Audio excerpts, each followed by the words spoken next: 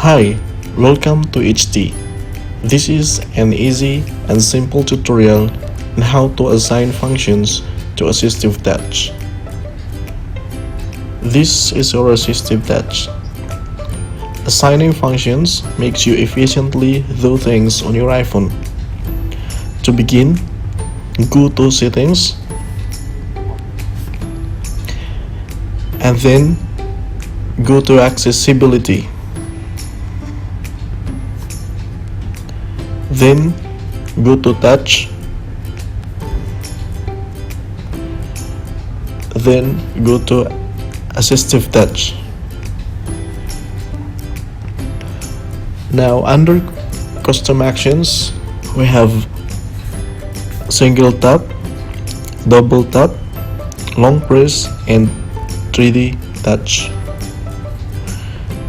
So under single tap, we have choices, open menu, and until down.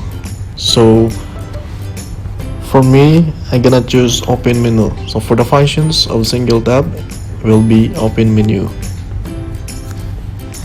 Go back, and then for the double tap, I'm gonna choose app switcher with a timeout, double tap timeout, a duration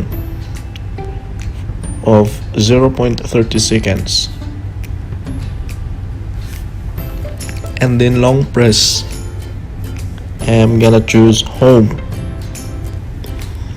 with a duration of 0.20 seconds.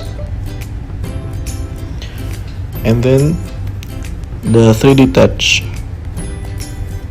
I'm gonna choose lock screen. Now, so we finished already assigning functions. So to test our functions, we have to begin with single tap. We assign single tap to open the menu. It's working. The second one is double tap, which is a app switcher. So as you can see, it's working. Then the third one is long press, which leads us to home. Okay, it's working. And the last one is the 3D touch, which is lock screen. So this will basically lock our screen.